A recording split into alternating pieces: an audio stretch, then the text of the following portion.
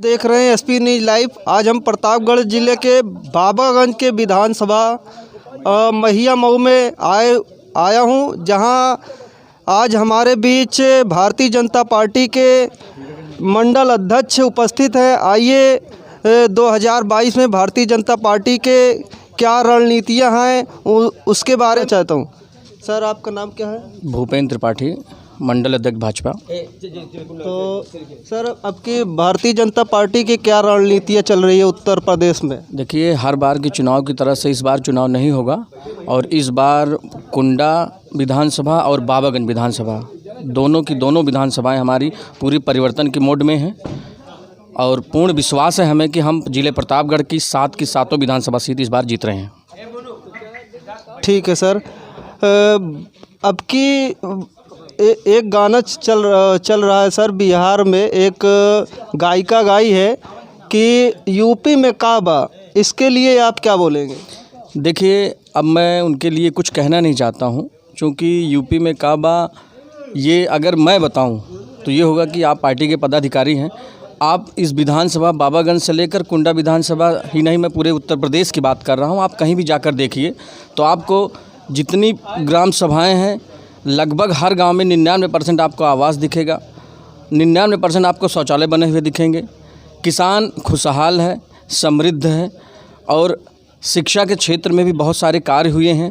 अगर आज पूरे उत्तर प्रदेश की मैं बात करूं तो आप किसी भी क्षेत्र में जाकर आप देखेंगे तो ये जो गायिका जी ने कहा है यूपी में काबा, मैं कहता हूं कि किसी भी बिंदु पे आप अगर चर्चा करके देखेंगे तो आपको दिखेगा कि यूपी में सब कुछ है, जो एक प्रदेश को समृद्ध बनाने के लिए जिन चीज़ों की आवश्यकता होती है। सर, अब प्रयागराज में अभी रेलवे वैकेंसी के बारे में कुछ लड़के जो मारपीट बहुत खाए हैं पुलिस द्वारा और उत्पीड़न है, छोटे छोटे कमरे में और पढ़ते हैं और रो भी रहे थे, तो आपकी सरकार इसके लिए क्या कर रही है? देखिए, पहले तो मैं आपको ये बताना चाहूँगा कि जिन लोगों ने ये दिखाने का प्रयास किया है कैमरे पर कि वो पढ़ने वाले बच्चे हैं, तो यकीनन उत्तर प्रदेश का भविष्य ऐसा नहीं हो सकता है, इतना नकारात्मक सोच का नहीं हो सकता है। वहाँ पे जिन लोगों ने आपको इस तरीके से दिखाया है, कहीं ना कहीं से वो सपा के और अन्य पार्टियों के कार्यकर्ता थे, पदाधिकारी थे। छात्रों की आड़ में वो हमारे उत्तर प्रदेश के छात्रों को बदनाम करने का प्रयास किया जा रहा है। अदरवाइज़ हम जानते हैं कि हमारे उत्तर प्रदेश का भविष्य जो है वो इस तरीके का काम नहीं कर सकता है कि वो ट्रेन को जला दे, ट्रेन को फूंक दे या उत्तर प्रदेश जो विकास के पथ पर अग्रसर है उसमें अवरोध पैदा करे। सर, और एक सवाल, गैस सिलेंडर इस समय 965 रुपये का है, क्या ये कब तक कम होगा? आपकी सरकार तो चल रही है अभी भी। देखिए, अगर आप गैस सिलेंडर की बात करना चाहेंगे तो मैं आपको पिछले 7 साल पीछे ले चलता हूं। एक समय वो भी हुआ करता था कि हम आज लाइन लगाते थे और आज के 15 दिन बाद, 1 महीने बाद हमारा नंबर आता था गैस लेने के लिए। आज 950 की बात कर रहे हैं। सन 2013 की बात अगर मैं आपको बताऊं, उस समय कांग्रेस सरकार हुआ करती थी, पूरे देश की बात मैं कर रहा हूँ। उस समय 1100 रुपये का सिलेंडर लोग लिया करते थे। तो ये जाहिर सी बात है कि हमारी जो GDP है और जो एक फ्लक्चुएशन रेट है आप जो देख रहे हैं, महंगाई दर, ये बढ़ती और घटती रहती है। कहीं से भी इसका चुनाव से कोई ताल्लुकात नहीं है, क्योंकि आपको लोग कहते हुए मिल जाएंगे कि चुनाव के बाद आपका ये कम हो जाएगा, बढ़ जाएगा, घट जाएगा, तो ऐसा कुछ भी नहीं है। अगर हम घर घर सबको गैस पहुंचा सकते हैं, शौचालय दे सकते हैं, आवास दे सकते हैं, किसान सम्मान निधि पहुंचा सकते हैं, सुकन्या योजना में लोगों को लाभ दिला सकते हैं, तो ये गैस कोई मुद्दा नहीं है, मैं मानता हूँ।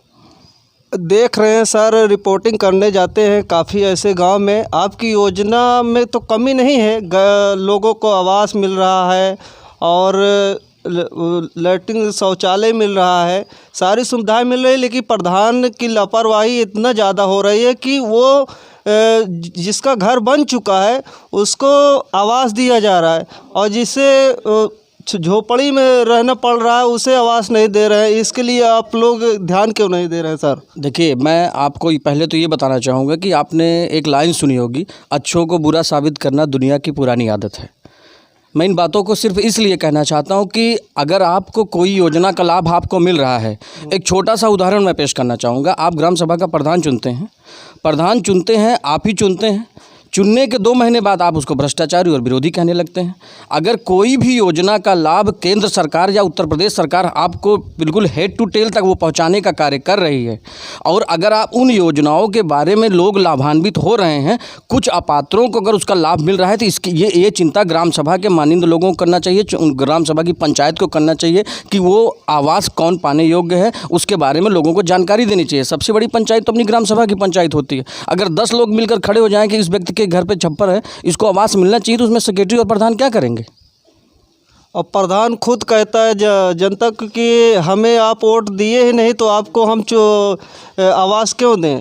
देखिए, बात जो प्रधान कहता है कि हमको आपने वोट नहीं दिया है, तो सबसे पहली चीज़ बात वही आ जाती है कि ये आपको नीचे से ऊपर तक दिखेगा। एक जो प्रधान है, जाहिर सी बात है कि आप देख रही है कि अगर आज की डेट में हमारे घर में 5 सदस्य हैं, तो 5 के 5 हमसे आपसे संतुष्ट नहीं रहेंगे। कुछ प्रधान हैं, उनके अंदर कमियां हैं, लेकिन यकीन मानिए कि हमारी उत्तर प्रदेश सरकार और हमारी केंद्र की सरकार ने बिना किसी भेदभाव के, बिना किसी पक्षपात के लोगों को, संपूर्ण लोगों को, ज़्यादा से ज़्यादा लोगों को शौचालय देने का काम किया है और आवास उपलब्ध कराने का काम किया है। रही बात प्रधान की, तो जब तक आप उनके बारे में बताएंगे नहीं कि वो कर क्या रहे हैं, ये केंद्र में बैठा व्यक्ति या प्रदेश में बैठा व्यक्ति आप कैसे समझ पाएगा कि उनकी नीतियाँ काम करने की कैसी हैं, अच्छी हैं या ख़राब हैं, या गलत हैं या ठीक हैं।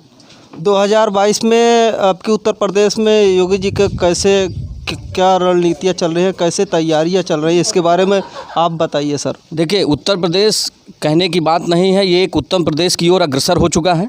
और मैंने आपको पहले भी बताया कि ये उत्तर प्रदेश एक ऐसा प्रदेश है कि ये पूरे देश की बात मैं कर रहा हूँ। जैसे कि लोकसभा चुनाव हमारे 24 में होने वाले हैं, तो ये एक सेमीफाइनल के रूप में हम इसको देख रहे हैं।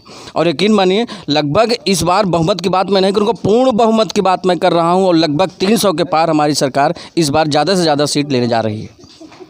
ठीक है सर।